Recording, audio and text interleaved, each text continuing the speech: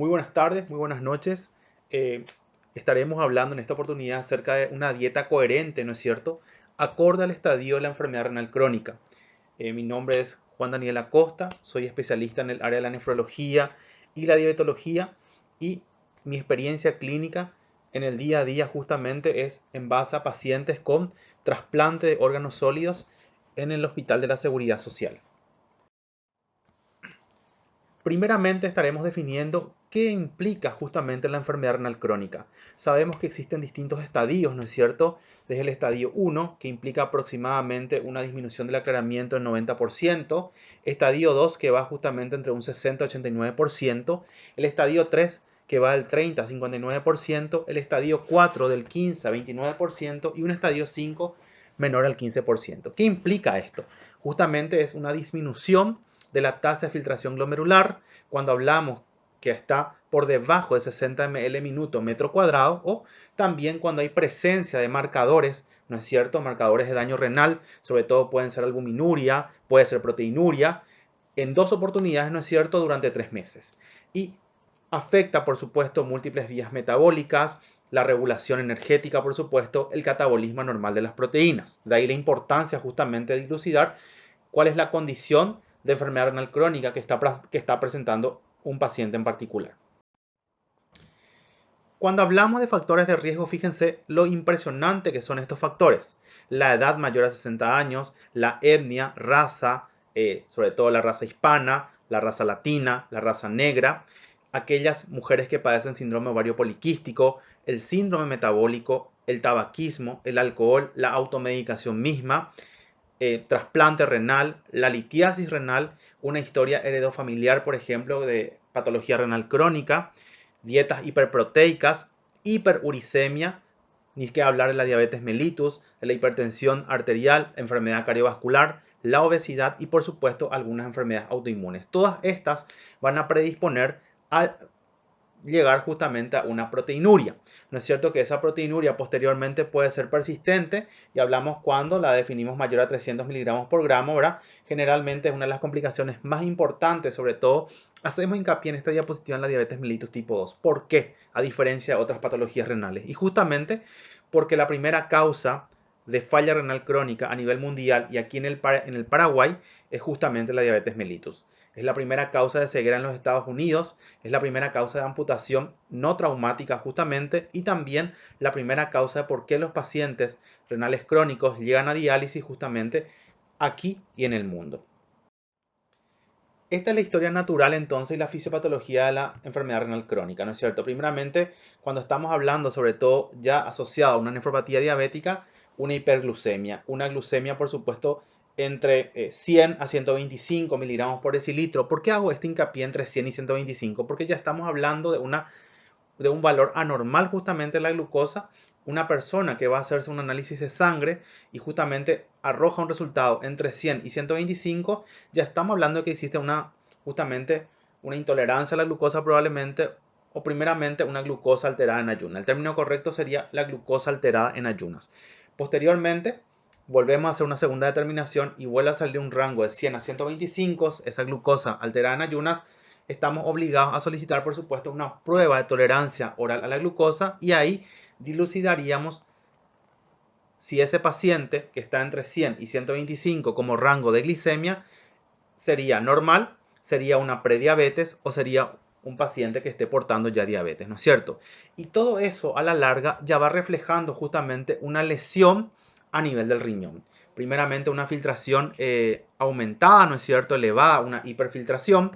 Posteriormente esa hiperfiltración va disminuyendo, ya van apareciendo por supuesto la microalbuminuria, eso produce expansión en el mesangio, la esclerosis glomerular, mucha fibrosis, inflamación que va haciendo lastimosamente que ese riñón claudique, ¿no es cierto?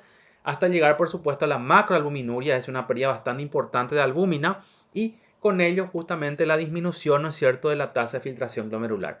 Hasta ya desarrollar por supuesto complicaciones renales, enfermedades cardiovasculares bien establecidas, infartos, por ejemplo, infecciones, sobre todo pueden ser relacionadas con la esfera de la diabetes, infecciones urinarias, neumonías, el pie diabético mismo, ¿verdad? Y finalmente evoluciona a la muerte si es que no se logra restablecer por lo menos o subsanar algunos de los parámetros, ¿no es cierto?, que están haciendo que ese paciente vaya en decadencia. El mecanismo entonces del daño glomerular, ¿cómo está dado? Existen efectos preglomerulares a nivel del glomérulo mismo y efectos postglomerulares. Entonces necesitamos justamente de algunos estímulos que permitan, por supuesto, ¿verdad?, mejorar o retrasar por lo menos la claudicación de ese riñón. ¿Cómo hacemos? Una dieta baja en proteínas, por ejemplo, una dieta baja en sodio, la modulación de la ruta de la angiotensina. Si hablamos del abordaje, la dieta baja en proteína, ¿qué va a producir? Va a producir una vasoconstricción, con ello sobre todo a nivel arteriola aferente. Entonces va a hacer que haya una disminución, ¿verdad?, en la señalización de las células mesangiales. Van a disminuir la tasa de filtración beta, ¿no es cierto? Y eso va a hacer que haya una disminución en la fibrosis intersticial. También predispone, por supuesto, a una disminución en la progresión de enfermedad renal crónica. Lo mismo vamos, el camino de la dieta baja en sodio disminuye la presión intraglomerular, con ello disminuye la tasa de filtración glomerular, ¿no es cierto? Y disminuye la señalización de las células mesangiales, llevando también a una disminución en la fibrosis intersticial. Si vamos por la ruta de la modulación de la angiotensina, tenemos que hay una disminución, una alteración, digamos, un efecto a nivel de la vasodilatación, sobre todo la arteriola eferente, que también va justamente a ayudar a ese enlentecimiento de la progresión, por supuesto, de la tasa de filtración glomerular. La nefropatía diabética, entonces, por un lado representa una morbilidad bastante importante, sobre todo por las complicaciones. Sabemos las complicaciones macrovasculares, ¿no es cierto?, las cardíacas, y sabemos las complicaciones microvasculares, la neuropatía, la retinopatía y la nefropatía. Pero también sabemos que implica un costo económico abismal, porque no solamente tratar de cuidar las complicaciones, que son de por sí costosas, sobre todo cuando hablamos de estadios muy avanzados del riñón, como por ejemplo hemodiálisis, diálisis peritoneal y ni qué decir trasplante renal, sino también la mortalidad que implica o que conlleva justamente, ¿verdad?, por ser son pacientes que tienen alto riesgo cardiovascular. Existe la hiperglucemia, ¿no es cierto?, que está, digamos, afectada por varias situaciones. Por un lado, la dislipidemia, que justamente presentan varios de los pacientes, ese estrés oxidativo, ese aumento de los productos de la glicosilación, están los factores hemodinámicos mismos, los factores de crecimiento hormonales, los bioquímicos, los factores inflamatorios, y eso todo corresponde a llevar justamente a una hiperfiltración. Esa hiperfiltración que ya nos está hablando, no es que el riñón funciona demasiado bien, ya hay un daño renal, ¿no es cierto?, donde ya hay una afectación podocitaria a nivel de las células mesangiales, a nivel glomerular misma y a nivel del túbulo proximal. Es decir, todas las estructuras del riñón ya están dañadas y eso conlleva, por supuesto, a lo que sería la nefropatía diabética. ¿Qué pasa entonces? Tenemos los productos finales de glicosilación avanzada, los factores hormonales de crecimiento, ya habíamos hablado entonces de factores hemodinámicos, inflamatorios, esa hiperfiltración que lleva justamente a la aparición de albuminuria, la deposición justamente a nivel de la afectación de la matriz extracelular y finalmente lleva a una esclerosis glomerular, es como una especie de cicatriz donde ya lastimosamente va matando las nefronas y no nos quedan muchas, solamente algunas pocas que tienen la dura batalla, ¿verdad?, de tratar de hacer funcionar con lo que tiene, ¿verdad? Pero no es solamente eso, hay cambios en la composición del glomérulo, hay hipertrofia renal, hipertensión glomerular y fíjense, la vía común ¿cuál es? Es la aparición de albuminuria, la deposición de la matriz extracelular y finalmente producir glomerulosclerosis y fibrosis intersticial. La clasificación entonces es independiente de la causa. Hay una duración de más o menos 3 meses para justamente resaltar esta cronicidad y la tasa de filtración glomerular es un criterio fundamental, ¿no es cierto? La albuminuria se establece entonces como uno de los principales marcadores, obviamente, de daño renal. ¿Por qué? Porque tenemos justamente grado 1. Existe un daño renal, pero es como si fuera mínimo porque todavía tenemos una tasa de filtración glomerular normal, donde el paciente maneja una filtración mayor a 90 ml minuto aproximadamente, mayor o igual a 90 ml minuto metro cuadrado. El grado 2 ya tengo un daño renal con una tasa de filtración glomerular disminuida, porque ya esa filtración va entre 60 y 89. Y el grado 3A o 3B ya tengo una moderada disminución de la tasa de filtración glomerular, ¿no es cierto?, donde si es tipo A sería entre 45 y 59 y si fuera tipo B entre 30 y 44 ml minuto metro cuadrado. Y fíjense el grado 4, donde ya hay una grave disminución de esa tasa de filtración glomerular, donde el paciente ya tiene un aclaramiento entre 15 y 29 ml minuto metro cuadrado, hasta llegar finalmente al estadio terminal, el grado 5, que sería menor a 15 ml minuto metro cuadrado. Entonces fíjense la progresión que tenemos en el tiempo, justamente desde un estadio 1 hasta finalmente un estadio 5, donde lastimosamente cuando llegamos a los estadios 4 y 5, a veces llegamos demasiado tarde. La albuminuria es un elemento importante. ¿Por qué se hace hincapié justamente en la albuminuria? Porque es un elemento, digamos, precoz, un marcador precoz de daño glomerular. Muchas veces podemos tener pacientes con una urea y creatinina dentro del rango, pero ya hay una pérdida, por ejemplo, de albuminuria. Entonces ya existe un daño en la estructura de ese riñón que me lleva a pensar que eso ya no está normal, como digamos, ¿verdad? Normal o ligeramente elevada sería un estadio A1, por ejemplo. Cuando yo hago un cociente albúmina sobre creatinina en una orina spot, se llama en la primera emisión de la mañana, ¿no es cierto? Y sale que es menos de 30 miligramos por gramo. Un estadio A2 moderadamente elevada, cuando ese cociente albúmina creatinina sale entre 30 y 300 miligramos por gramo.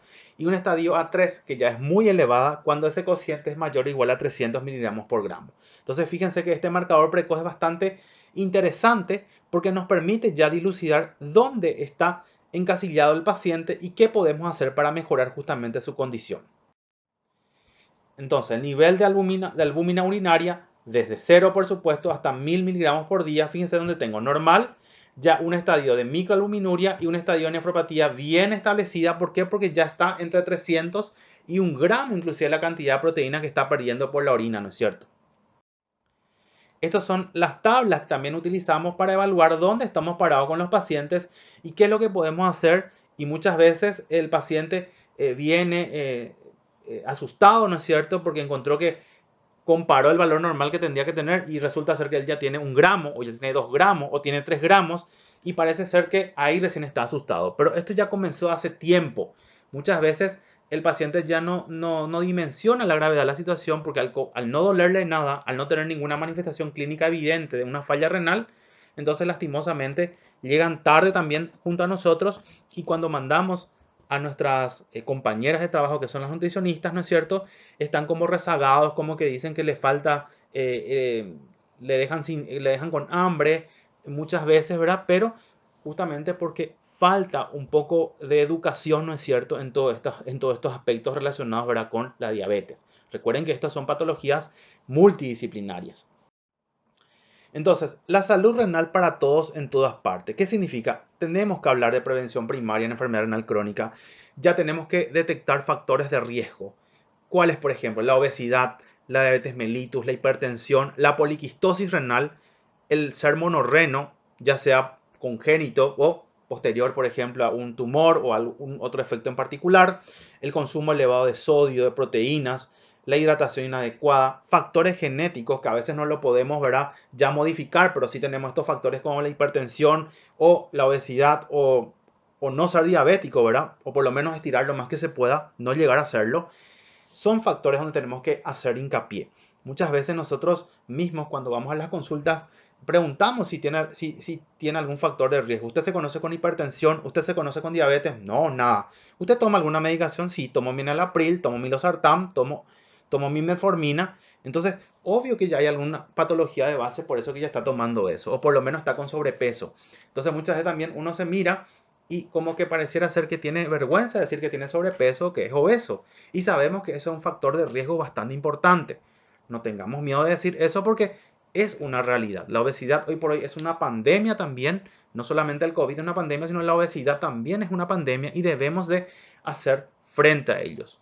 No es fácil, por supuesto, bajar de peso, pero también tenemos que procurar de estimularnos un poquitito, de estimular a nuestros compañeros, estimular a nuestros familiares si vemos que están obesos con sobrepeso para que hagan actividad física. ¿Por qué? Porque sabemos que todo eso a la larga va a repercutir en otros órganos sólidos. También justamente identificar pacientes de riesgo, manejar la obesidad, hacer un tratamiento multidisciplinario. No es solamente atosigarle con comer menos, sos muy gordo, deja de comer. Eso no funciona. Hay que tratar de ponerse siempre en el lugar de la persona, tratar de buscar ayuda nutricional, psicólogos. Entonces, ya sean endocrinólogos o diabetólogos, ¿no es cierto?, que van a ayudarnos en el manejo de la obesidad, porque esto es una enfermedad lastimosamente. Evaluar la tensión arterial, evitar la dieta alta en sodio, llenarlo otra vez evitar los embutidos, llenarlo otra vez de sal en la mesa. Son todos los factores que ustedes, si se fijan en sus casas, probablemente van a encontrar que ya tienen algún factor de riesgo que están prácticamente viviendo a diario. Y la prevención secundaria es justamente donde muchas veces ya llegan nuestros pacientes, ¿no es cierto? Es la disminución del avance en la enfermedad renal crónica. Muchas veces vienen estos pacientes junto a nosotros buscando un milagro y los milagros no existen.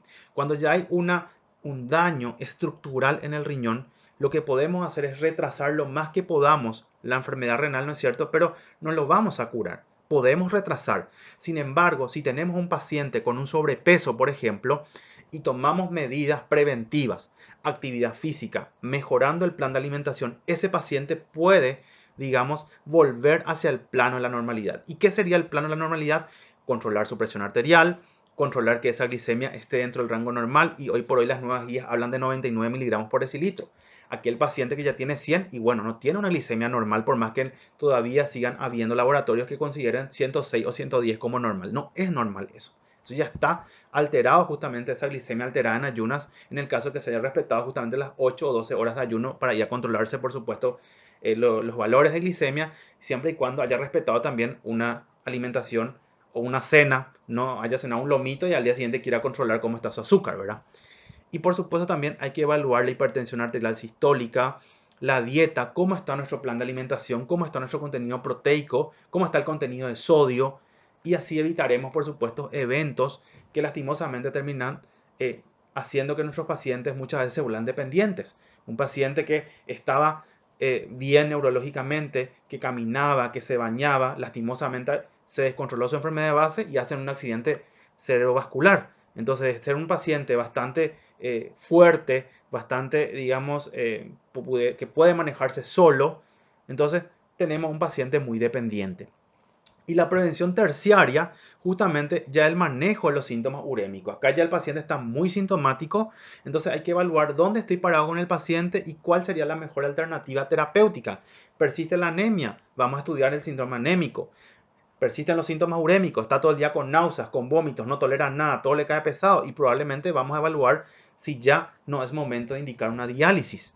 Entonces hay que buscar también los desórdenes óseo-minerales, la alteración del metabolismo fosfocalcio que llamamos nosotros, si no hay retención de líquidos, cómo está ese corazón, si trabaja bien o si ya hay antecedentes de isquemia, ¿no es cierto? Cardiopatía isquémica.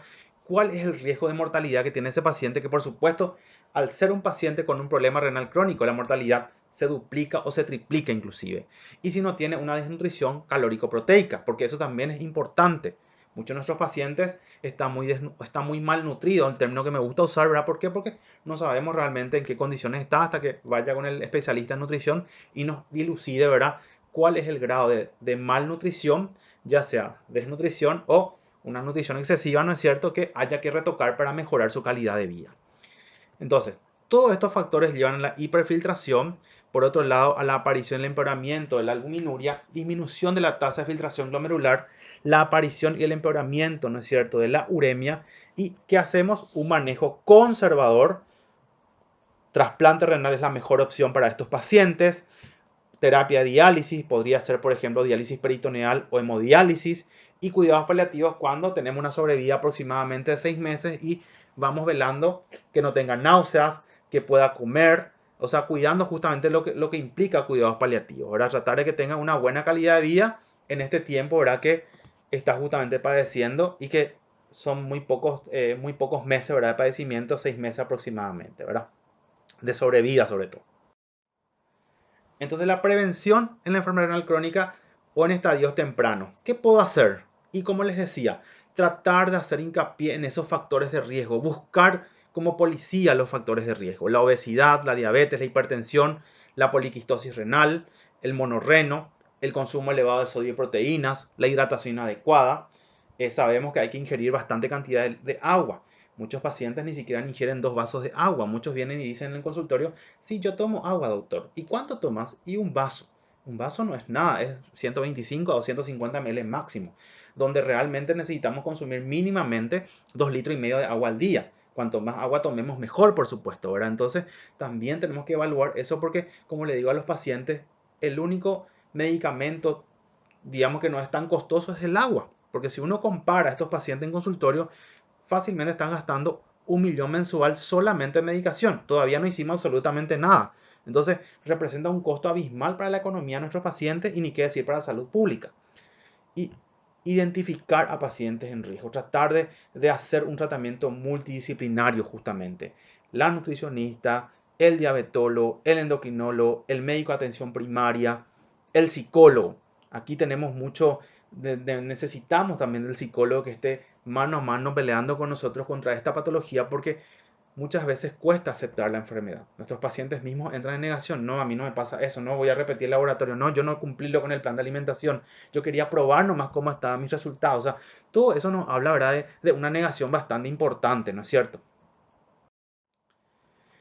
Otro punto importante también es cómo prevenimos la enfermedad renal crónica, sobre todo en aquellos pacientes que ya son candidatos a la cirugía bariátrica, ¿verdad?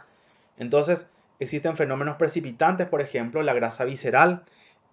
Hablamos mucho del hígado graso, que predispone justamente a inflamación, pero no solamente el hígado es el único problema. También tenemos ya esa grasa acumulada a nivel de los riñones. Entonces, hay una disminución de la adiponectina. Aumenta, por supuesto, la lectina, la angiotensina 2, eso hace que haya retención renal de sodio, hay una hipertensión, hay una glucotoxicidad, es decir, nos centramos en esa hiperglucemia, pero no es la única, porque también están aumentados los ácidos grasos y eso lleva a inflamación, mucho proceso inflamatorio. Fíjense también la insulinoresistencia que predispone a hiperinsulinemia en un primer estadio. Posteriormente ya aparecen las disglucemias, es decir, la alteración en la glucosa y le asociamos a eso dislipidemia y almacenamiento de grasa, ¿verdad? Muchas veces uno dice, no, yo solamente tengo dislipidemia, colesterol lo que está elevado. Y ese simple, digamos, valor que muchas veces le ninguneamos, que el colesterol elevado ya es un marcador de que algo no funciona bien, de que ya tenemos mucho proceso inflamatorio dentro del cuerpo. Y fíjense que ya va a predisponer, obviamente, ¿a qué? A esclerosis, justamente a nivel glomerular, a fibrosis intersticial, es decir, ya va a llegar a que nuestro riñón, no sé si mañana o pasado mañana, pero con el correr del tiempo, si eso persiste, a que haya una lesión justamente ya glomerular propiamente dicha y lastimosamente no hay marcha atrás. Uno de los pilares entonces cuando apareció justamente, digamos, qué tratamiento hacíamos con los pacientes, la dieta DASH. La dieta DASH nos demostró, ¿verdad?, que una dieta rica en fibras, conteniendo frutas, verduras, cereales integrales y lácteos bajos en grasa era bastante buena. Fíjense, reduce la presión arterial en 8 a 14 milímetros de mercurio. Pero fíjense que hay algo mucho más importante que la dieta DASH en un primer momento, la reducción de peso. El simple hecho de bajar de peso y de estar en este margen de índice de masa corporal reduce entre 5 a 20 milímetros de mercurio por cada 10 kilogramos de peso que se va bajando. O sea, es bastante importante justamente hacer un plan de alimentación y acompañar eso con actividad física. Acá ya nos habla justamente del efecto de la dieta DASH con la combinación de un ejercicio ayuda justamente a mejorar la sensibilidad justamente de los lípidos a esa restricción de la insulina y el paciente por lo menos ya sale de esa tabla roja donde hay una marcada, digamos, complicación probable de riesgo cardiovascular a una amarilla y por qué no hacerle volver a una verde si es que se puede, ¿verdad? La reducción del sodio en la dieta es otro elemento importante. La actividad física, 30 minutos, no pasar más de 2 días seguidos sin realizarla o por lo menos 150 minutos por semana. Es bastante importante eso, hacernos de tiempo. Si nosotros mismos vivimos para trabajar prácticamente, ¿qué es lo que podemos esperar cuando lleguemos a tener 30 o 40 años o 50? Entonces, hay que hacerse de tiempo para tratar de buscar una actividad de ocio, una caminata, natación, algún deporte en particular que le esté gustando, ¿verdad? Particularmente yo me dedico a la natación, entonces es un deporte bastante completo que permite justamente distraerse un poco, olvidarse en unos 50 minutos, ¿verdad?, en la pileta y ayudarle a nuestro cuerpo mismo, ¿verdad?, a que tenga un mejor pasar. El consumo de alcohol, por supuesto, también. 2 copas para los hombres, 1 copa para las mujeres al día. Fíjense, ayuda a reducir la presión arterial en 2 a 4 milímetros de mercurio y, por supuesto, eliminar el tabaco, ¿no es cierto? La dieta mediterránea, que también es otra dieta que demostró justamente beneficios, pero el inconveniente de la dieta mediterránea es el costo. Hacerlo aquí en Paraguay tal vez nos cueste muchísimo, sobre todo porque son pescado azul, que merluza, donde lastimosamente la economía no da para esto, pero es una dieta buena que también demostró justamente disminución en los factores de riesgo cardiovasculares, ¿no es cierto? La dieta del Mediterráneo, como siempre digo, es buena, pero en el Mediterráneo. Aquí en el país se complica un poquitito, ¿verdad? Muchas veces con los pacientes que ni siquiera ganan salario mínimo, ¿verdad? O que viven justamente lo que venden el día a día. Entonces no puedes pedirle que compre un pescado azul o una merluza cuando lastimosamente lo que tiene en su bolsillo es menos de $1. Entonces hay que adaptar también estos planes de alimentación a lo que tenemos en el país, a lo que el paciente puede hacer. La nefropatía diabética, como siempre digo, voy a hacer énfasis en esto porque es la principal causa que van a ver donde se vayan y hagan la especialidad que les toque hacer. La proteína, fíjense, la cantidad tiene que ser menos de un 15% del valor calórico total. Lo ideal sería que esté entre 0,8 gramos kilogramo peso por día. Enfatizar en el consumo de proteínas, sobre todo de origen vegetal, ¿no es cierto? ¿Por qué? Porque sabemos que pueden ser de origen animal y vegetal, pero el vegetal para nosotros es más importante en el sentido de que hay menos absorción y obviamente va a hacer que pierda menos proteína el paciente, ¿verdad? Por la orina, sobre todo en aquellos pacientes que tienen justamente una proteinuria marcada. Y en consideraciones especiales, ¿cuándo yo puedo aumentar de 0,8 gramos kilogramo de peso por día? En pacientes que ya están en una terapia de restitución renal. Puede ser hemodiálisis o diálisis peritoneal. Yo aumento a 1,2 gramos kilogramo de peso al día justamente en los pacientes. Otro elemento importante son los carbohidratos. No hay recomendaciones específicas, pero se recomienda la elección de alimentos ricos en fibra, frutas, verduras, menos del 10% entonces del volumen corporal, del valor calórico total, perdón. Tienen que ser azúcares simples y siempre hay que monitorizar qué cosa. Justamente los niveles de fósforo y potasio sérico. ¿Por qué? Porque estos elementos están bien aumentados en estos pacientes a medida que disminuye la tasa de filtración glomerular. Los lípidos, también el consumo de ácidos grasos poliinsaturados ricos en omega 3 y omega 9 y también por supuesto incluir en la preparación de alimentos. Y el sodio, un elemento importante que hay que hacer hincapié, sacar esa sal de la mesa y no salar más o usar limón o alguna otra variante, ¿no es cierto? ¿Por qué? Porque sabemos que está relacionado con la hipertensión arterial también. Entonces, las proteínas 0,8 gramos kilogramo peso al día. Hay estudios que hablan también de valores, digamos, proteicos un poco más bajos, 0,8, 0,6, inclusive algunos autores hablan distintos estudios, pero generalmente todavía no fue esclarecida. Por el momento usamos todavía 0,8 gramos kilogramo de peso por día, ¿verdad? Con respecto a los lípidos, sí están bien establecidos. Los ácidos grasos poliinsaturados o monoinsaturados, ¿no es cierto? Y disminuirlo todo lo que sea trans o saturados. La energía es bastante importante también, 30 a 35 kilocalorías por kilogramo peso por día. Esto hay que cumplir porque a veces le hacemos una dieta con bajo 25 o 20 y está más que demostrado que no hay justamente beneficios. El sodio menor a 1,5 a 2,3 gramos por día. Y los carbohidratos, justamente granos enteros, fibras y los azúcares simples tienen que ser menos del 10% del valor calórico total. ¿Para qué? Para tratar de tener justamente un mejor control de la glucemia, ¿verdad? No olvidar justamente que el control glucémico, la terapia nutricional, los fármacos y el control de la presión arterial son los pilares fundamentales donde tenemos que apostar para el tratamiento del paciente. Es multidisciplinario. Esto solo muchas veces un colega no va a poder lograrlo. Tenemos que trabajar y aprender a trabajar en equipo. Hablamos de un término muy acuñado en nefrología que es justamente el desgaste energético proteico. ¿Qué es lo que significa esto? Justamente están relacionadas con alteraciones nutricionales y catabólicas justamente que tienen los pacientes con enfermedad renal crónica y eso repercute abismalmente en la mortalidad y en la morbilidad sobre todo, ¿verdad? Entonces, ¿qué significa? Se pierden nutrientes durante la diálisis. Existen desórdenes endocrinos, como por ejemplo la deficiencia de vitamina D, el aumento de la paratormona, disminución de la señalización de la insulina, el factor de crecimiento, insulina símil. Existe anorexia, la acidosis marcada que ya tenemos, sobre todo cuando va disminuyendo abismalmente la tasa de filtración glomerular. Las comorbilidades, porque el paciente no es solamente paciente renal crónico, tiene diabetes, tiene hipertensión, tiene dislipidemia, tiene ácido úrico, ya es un paciente que ya es añoso.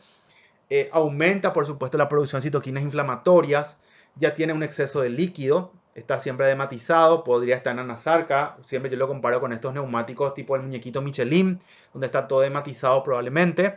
Disminuyen la ingesta de nutrimientos, ¿verdad? También hay mucho estrés oxidativo que predispone justamente a la inflamación. Ya también las toxinas urémicas, es hipercatabólico, está desnutrido o también tiene una deficiente ingesta de nutrimientos. ¿Por qué? Pues le da arcadas, le da náuseas, secundario, ¿verdad?, al exceso de toxinas urémicas. Y todo eso hace que baje la albúmina, la prealbúmina y los lípidos.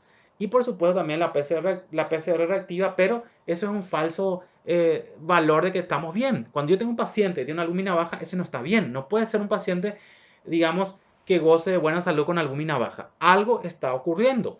Hay mucho proceso inflamatorio o está utilizando alimentos que realmente no le están nutriendo para nada o hay una enfermedad de base que la está descompensando, ¿no es cierto? Y eso repercute abismalmente en un proceso inflamatorio.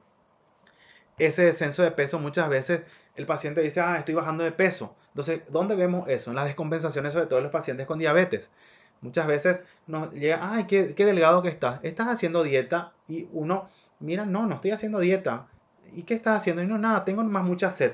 Entonces, sin darse cuenta, ese paciente ya está con descenso de peso, está con mucha sed, que es polidipsia, quiere comer mucho, polifagia, está con pérdida de peso. Entonces, como que no se da cuenta, pero los que están alrededor sí se dan cuenta que algo está pasando. La ropa ya le está quedando grande, ya prácticamente es como que se está consumiendo. Entonces, todos son factores que nos están hablando a la larga que existe una descompensación, ¿no es cierto?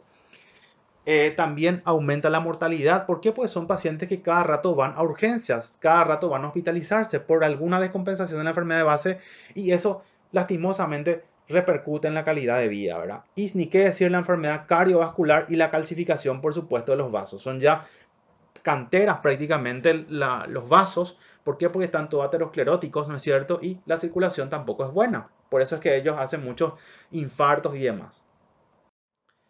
Entonces, este desgaste proteico energético, proteico calórico, ¿qué pasa? Disminución de la ingesta, el estilo de vida, predispone a la inflamación, el desajuste metabólico, la diálisis aumenta el catabolismo. O sea, es una, digamos, ruleta que va dándose vuelta, pero en detrimento del paciente. Entonces, predispone a más infecciones, más hospitalizaciones, está más frágil el paciente, más depresivo. ¿Por qué? Pues cada rato ya siente que es una carga.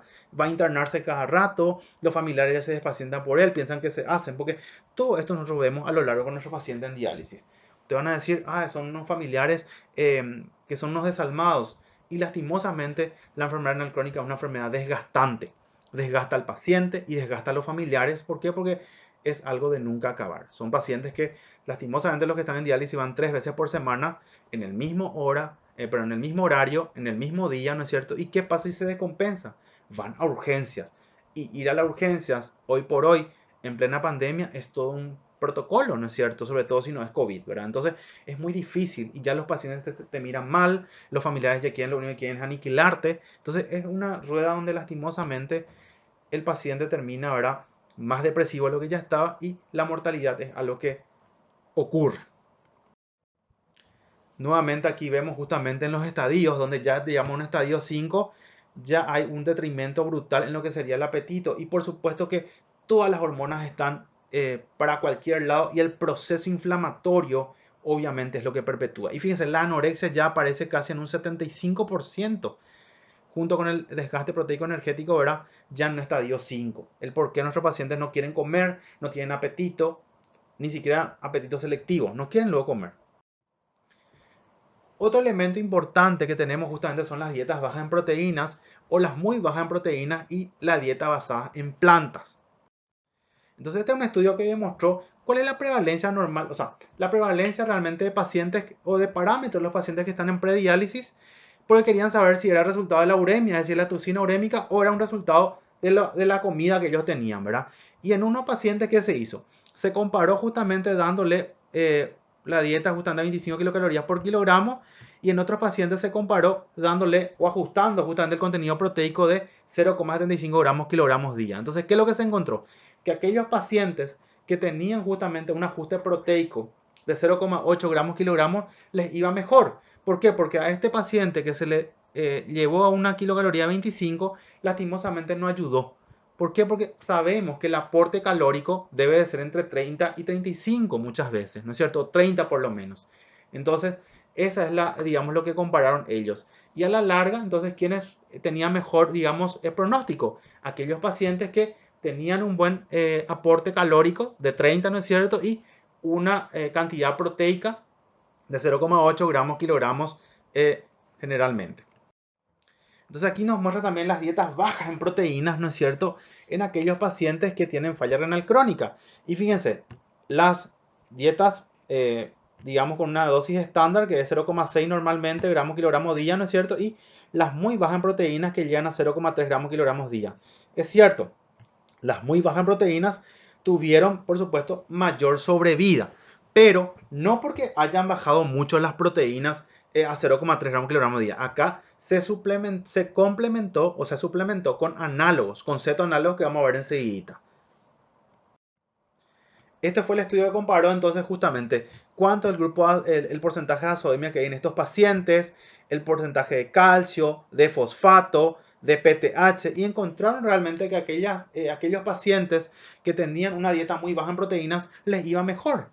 Obviamente porque reducían al máximo todos los elementos proteicos, ¿no es cierto? Y era más vegetal que otra cosa, pero también porque estaban complementados con cetoanálogos que contienen justamente treonina, lisina, arginina, tirosina, que van a permitir justamente regular la parte metabólica también, ¿verdad? Entonces, la dieta muy baja en proteínas redujo la cantidad de bicarbonato oral también de 30 a 37 milicolentes por día. ¿Por qué? Porque estos pacientes, a medida que tienen un peor estadio de la funcionalidad renal, ¿no es cierto? También el requerimiento de bicarbonato es alto. Entonces son pacientes polimedicados. Mínimo tienen 5 medicaciones y ni contar con las píldoras que tienen que tomar al día. Entonces, con que vos le saques una píldora a un paciente ya estás ganando mucho porque también eso repercute ¿dónde? En la adherencia al paciente. Muchas veces el paciente se rehúsa a tomar tantas píldoras o te dice luego, ¿será que no me puedes sacar alguna porque ya es demasiado lo que estoy tomando? Entonces, o si no te dice, yo suspendí o mi familiar me suspendió porque ya era mucho y ya quería descansar un poco las píldoras. Entonces, estas dietas que son buenas, ¿no es cierto? Pero siempre controladas, por supuesto, redujo esa cantidad de bicarbonato que le damos a los pacientes para tratar de mermar un poco lo que sería la acidosis marcada en estos pacientes. La acidosis metabólica estamos hablando. También la necesidad justamente de nutrición, por supuesto, que siempre están a la orden del día. Y este es un estudio italiano donde compara justamente, digamos, el plan de alimentación con la reducción de la sal. Siempre cuando vamos a reducir la sal, por ejemplo, en los pacientes, ¿qué hacemos? Hacemos que sea algo escalonado. Nunca sacamos algo de entrada. ¿Por qué? Porque todo algo que te sacan de entrada es como que choca. Entonces vos, por rebeldía, vas a hacer otra vez de vuelta lo que querés, ¿no es cierto? Entonces, siempre el mensaje es tratar de hacer algo escalonado. Lo mismo pasa también con el plan de alimentación. Nunca le hacemos a un paciente, le obligamos a un paciente a comer. Vamos viendo primeramente cuál es el gusto del paciente o cuál es la debilidad del paciente y de acuerdo a eso, nuestras nutricionistas, ¿verdad?, nos ayudan a elaborar los platillos correspondientes para ello. Y lo mismo pasa con la sal. Entonces tratamos de que haya una reducción de la sal, ¿no es cierto? Pero que no sea algo brusco, porque si no, lastimosamente no vamos a tener adherencia, por supuesto. Y esta dieta basada en plantas, sobre todo, tiene mucha repercusión en Italia. ¿Por qué? Porque ya los alimentos vienen envasados justamente ya con estas dietas conteniendo obviamente proteínas vegetales. Se llama dieta basada en plantas, pero porque contienen justamente proteínas vegetales, ¿verdad? Estos son los estudios que hicieron justamente donde encontraron una mayor, digamos, una mejor evolución de los pacientes, un retardo, por supuesto, ¿verdad?, en la progresión a la enfermedad renal crónica terminal. Hablamos terminal porque estamos hablando justamente de hemodiálisis o diálisis peritoneal, ¿verdad? Entonces son varios de los estudios, ¿verdad?, que han demostrado justamente esta dieta baja en proteínas, controlada, por supuesto, ¿verdad?, y que permitieron ayudar a disminuir esa progresión, por supuesto, que tanto queremos con los pacientes. Y la propuesta entonces de intervención nutricional, ¿cuál es? Una dieta baja en proteína entre 0,6 a 0,8 gramos kilogramo de peso por día, o una dieta basada en plantas, pero más del 50% de fuente de planta, es decir, tiene que ser proteína vegetal. ¿Cuál es el problema? Que la textura, el sabor, muchas veces los pacientes se rehusan un poco al tener mayor contenido de proteína vegetal, pero refieren los estudios, ¿verdad?, que muchas veces los pacientes posteriormente ya se van acostumbrando a ello. Primeramente se rehusan, ¿no es cierto?, porque no es lo mismo una proteína animal, pero posteriormente ya van, digamos, como que acostumbrándose y sobre todo cuando ven la mejoría en los parámetros, ¿no es cierto?, la funcionalidad del riñón y demás, obviamente no le vamos a curar absolutamente nada, pero por lo menos vamos a hacer que tenga una buena calidad de vida, ¿verdad? Entonces aquí comparamos justamente la proporción justamente de proteínas, ¿cuál es? 50-70% prácticamente tienen que ser de origen vegetal. Sin embargo, una dieta estándar que tengo, solamente tengo un 20-30%. Y sobre todo miramos también las proteínas, ¿verdad? De gramos por día van entre 24 y 45, es casi lo mismo, excepto de origen animal puede ir de 14 a 32, pero no se cumple esto donde en los veganos. Obviamente sabemos que los veganos no consumen proteína animal, ¿verdad? Entonces eso prácticamente no se cumple, eso 100% es eh, basada en plantas de proteínas vegetal, ¿verdad?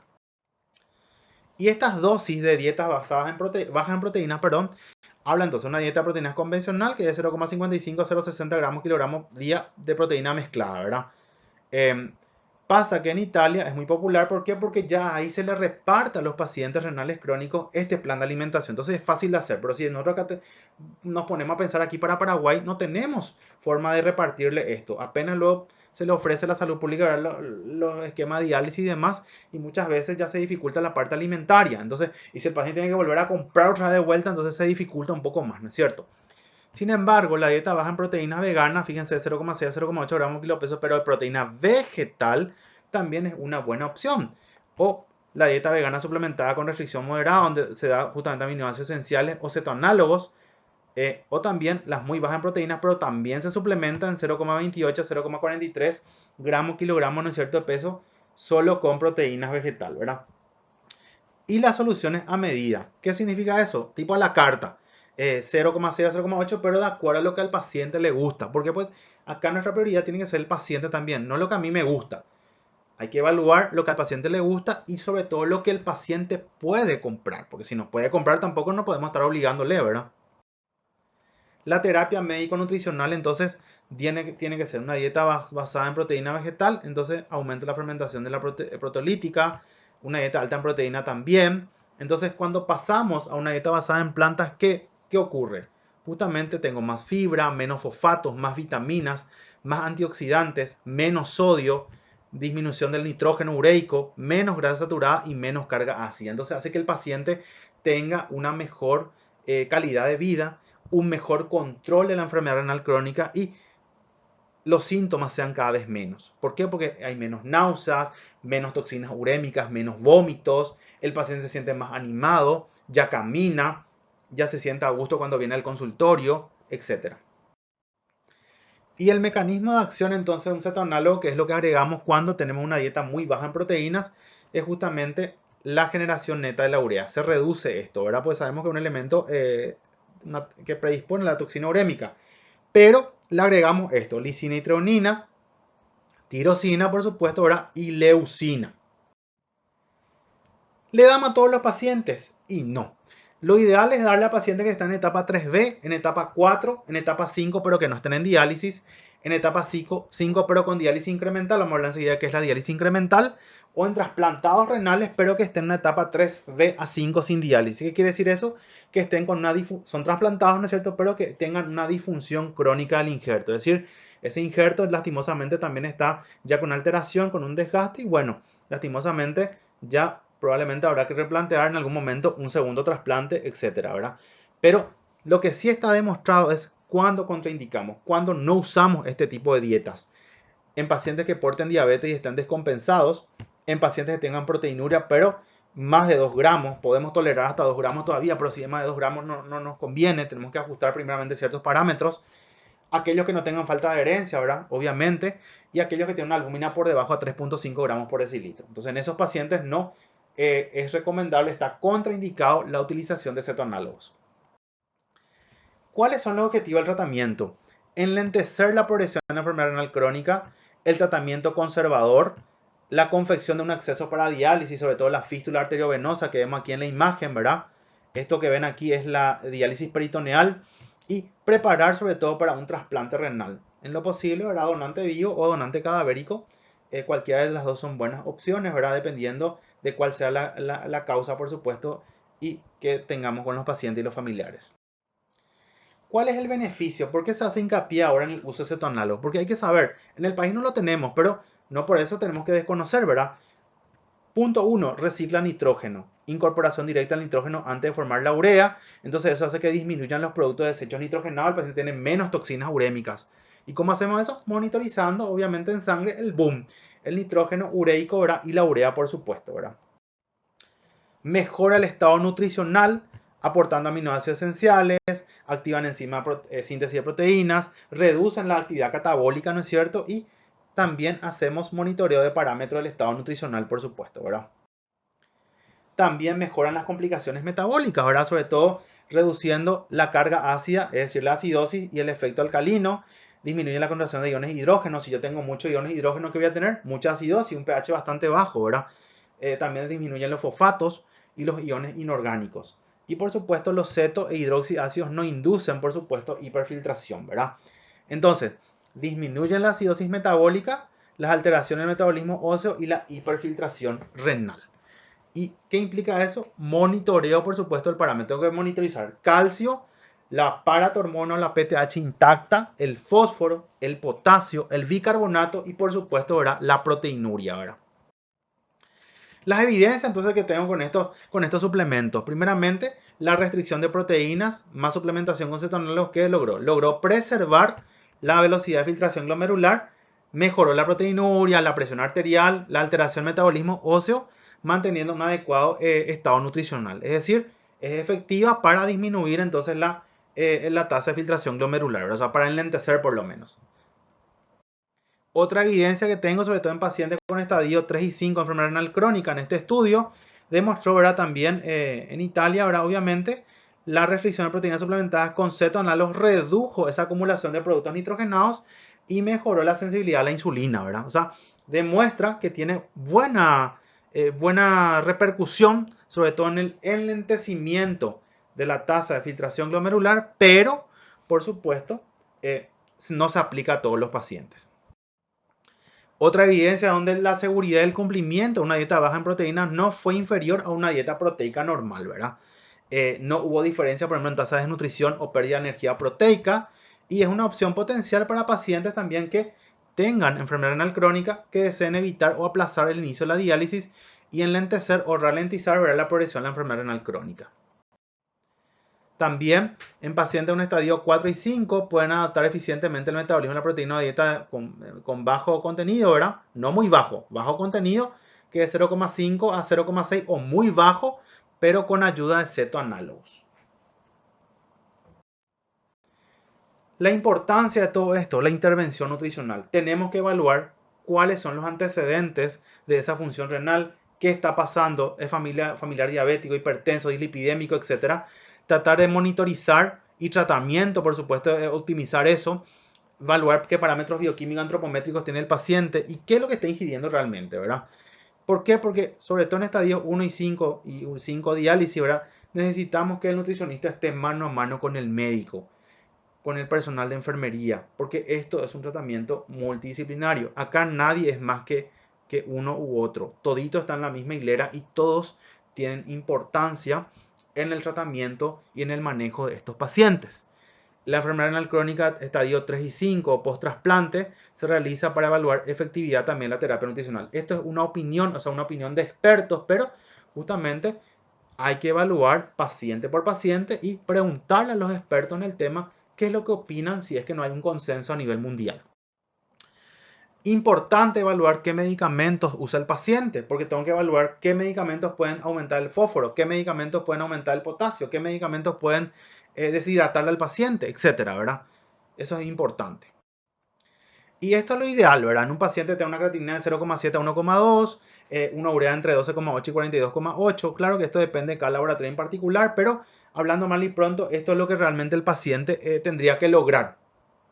Que muchas veces se dificulta, por supuesto, ¿por qué? Porque las condiciones no son las mejores, ya es un paciente con múltiples complicaciones, ya tuvo un infarto encima, un accidente cerebrovascular, ya está amputado, ya tiene una retinopatía diabética. Son muchos factores, ¿verdad?, que hacen que lastimosamente a la normalidad no vamos a poder volver, pero siempre existen, por supuesto, objetivos. Hay que evaluar los objetivos que yo quiero lograr desde el punto de vista del tratamiento con cada paciente en particular. No es el mismo objetivo para todos los pacientes. Yo tengo un paciente ya amputado y ciego, ¿verdad? Por una retinopatía diabética, no puedo pedirle que tenga una glicada 6,5, por ejemplo, porque el precio que va a pagar es la hipoglicemia. Entonces, tengo que ver cuántos años tiene, cuántos años yo más o menos espero que viva y que viva con buena calidad de vida, porque el hecho de que viva nomás y no tenga calidad de vida tampoco es algo razonable y la ética a veces no nos permite tampoco actuar en ese aspecto, ¿no es cierto? Objetivos nutricionales. Se optimiza el estado nutricional y se minimizan los riesgos, sobre todo dependiendo de cuáles son las comorbilidades que tiene, ¿verdad?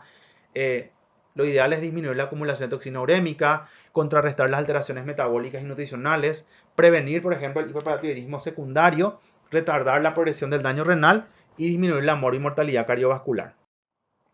La recomendación energética, fíjense, mayor a 30 kilocalorías kilogramos día es el objetivo de la ingesta calórica. ¿Por qué? Porque tenemos que asegurar justamente una buena fuente de energía, porque eso ayuda a tener una ausencia de actividad inflamatoria, ausencia de enfermedades infecciosas. Nos olvidamos de la hospitalización. ¿Se acuerdan que cuanto menos valor proteico tengan, valor calórico tengan, cada rato van a ir a acudir en urgencia? Ya viene otra vez doña fulana a la urgencia porque se descompensó su patología de base. Y miran un poco qué consumida está la paciente o qué consumido está el paciente, es lo que van a escuchar a diario. Y lastimosamente la parte nutricional es el elemento fundamental y a veces muy débil de nuestro tratamiento porque no estamos acostumbrados a derivar a quien corresponde, ¿verdad? Las proteínas, algunos argumentan están a favor de 0,55 a 0,60 gramos kilogramo día. Yo estoy a favor de 0,8 gramos kilogramos día. Podemos evaluar la presencia de estos análogos, pero no estoy tan de acuerdo porque no tenemos en el país. Y aproximadamente tiene un costo de $100. Es decir, prácticamente son pacientes que tienen que consumir 15 pastillas diarias. Y una caja trae 100, creo, y $100 sale la caja. O sea, el costo es abismal. Y si el paciente luego apenas está viviendo con $1 al día, lastimosamente no van a poder sostener el tratamiento, ¿verdad? Entonces, hagamos lo que podemos hacer en 0,8 gramos kilogramo día, ¿verdad? Este es un ejemplo de cómo utilizamos un cetoanálogo, por ejemplo. Siempre se calcula en base al peso ideal, sin proteinuria, ¿verdad? Lo ideal, porque sabíamos que tenemos una tolerancia de máximo 2 gramos. Entonces, 68 kilos y se multiplica por 0,4. ¿Por qué? Porque es el promedio del aporte de la dieta que tienen que tener en fuente vegetal. 0,3, 0,5. Entonces yo multiplico por 0,4, me sale que tiene que tener mi plan de alimentación 27 gramos día de proteínas vegetales. Entonces, ¿qué pasa? 68 kilos dividido en 5. ¿De dónde viene este 5? De una píldora es para cada 5 kilogramos de peso al día. Es decir, este paciente tiene que consumir 14 comprimidos de cetoanálogo al día. En el país no existe, pero por ejemplo en Chile, donde el hospital le provee a los pacientes, ¿verdad?, estas pastillas, pero le provee solamente 12 pastillas por paciente y el paciente necesita 14. Entonces se vuelve a restar otra vez vuelta y me sale 12 cetoanálogos, que es lo que le está faltando al paciente.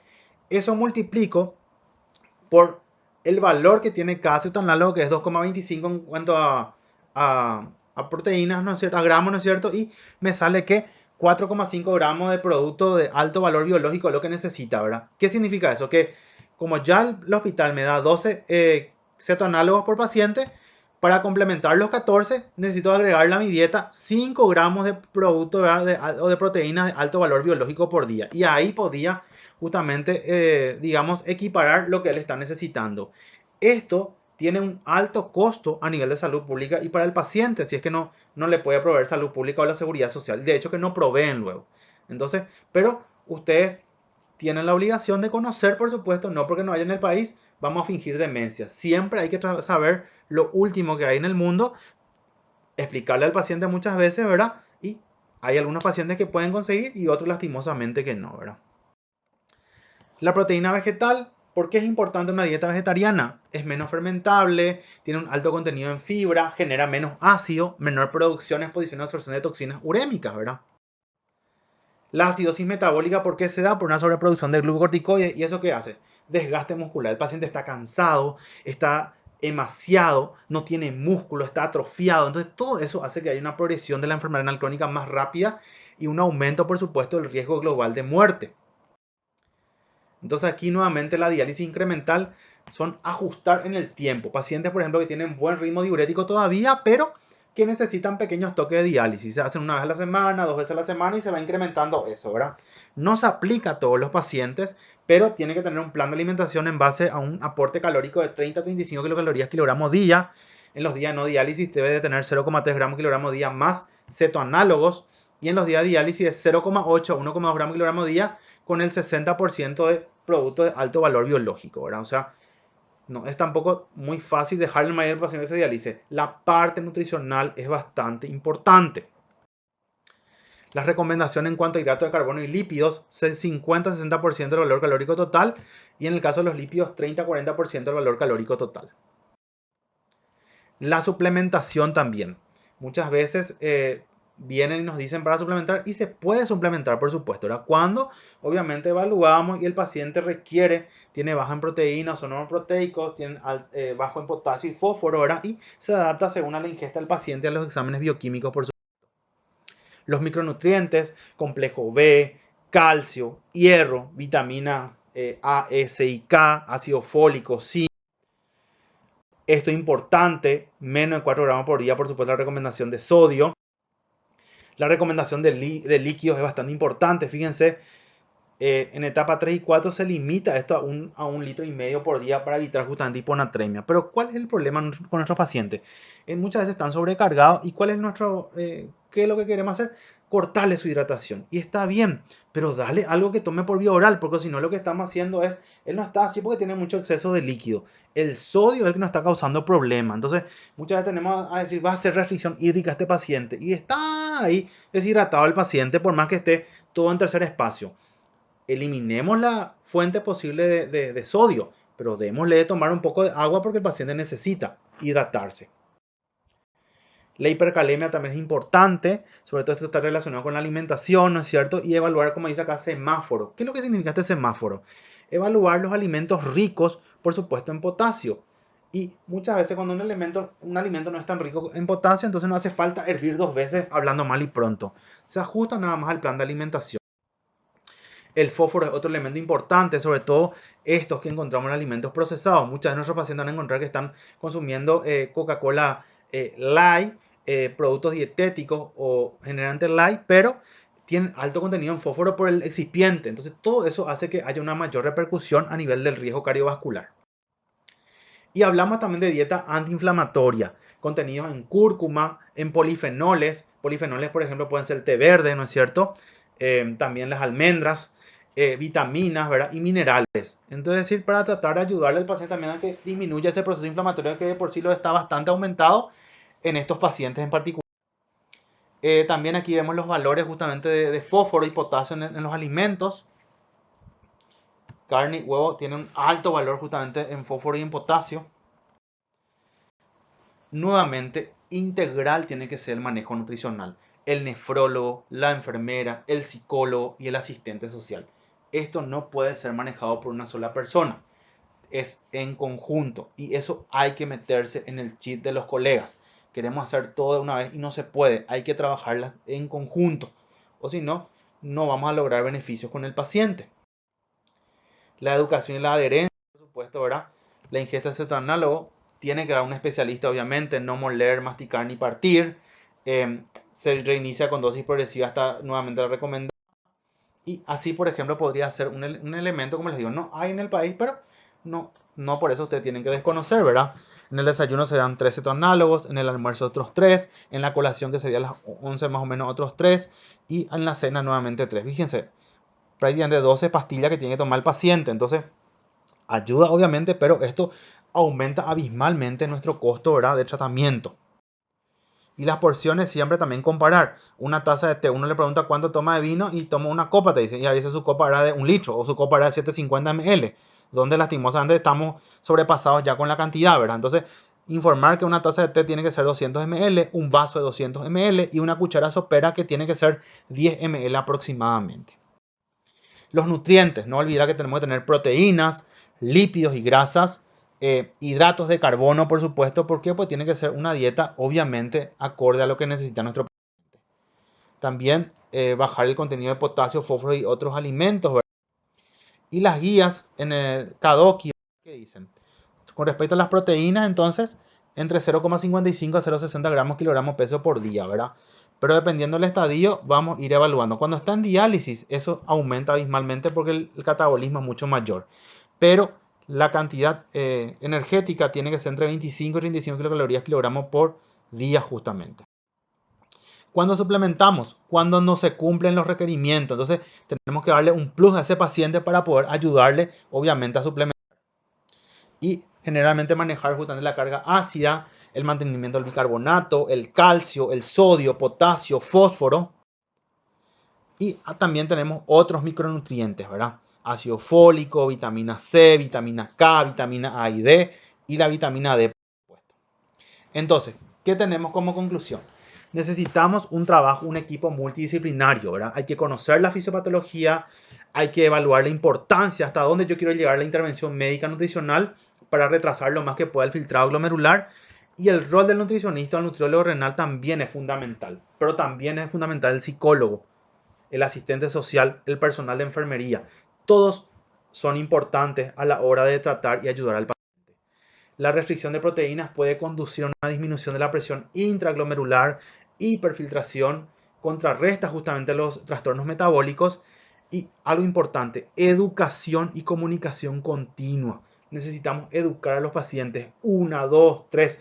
Yo sé que muchas veces pueden estar cansados de recibir pacientes y decirle lo mismo cada vez, pero hay que decirle una y otra vez. Hay que educar. No tenemos que tener vergüenza para educar a los pacientes.